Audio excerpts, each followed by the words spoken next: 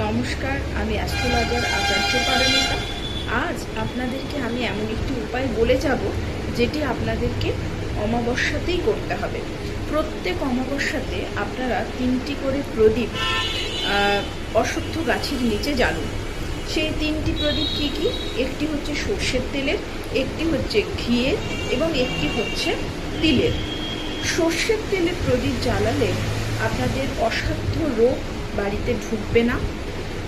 ঘিয়ের প্রদীপ জ্বালালে আর্থিক কষ্ট দূরীভূত হবে এবং তেলের প্রদীপ জ্বালালে পূর্বপুরুষ যারা রয়েছেন, যারা মৃত আত্মীয় রয়েছেন, তারা প্রসন্ন থাকবেন, তাদের আশীর্বাদ আমরা লাভ করব।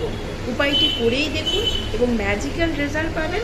অবশ্যই শুভ ফল পেলে আমাকে জানাবেন। অন্ততপক্ষে 6 মাস আপনারা এই উপায়টি করুন, দেখুন ম্যাজিক।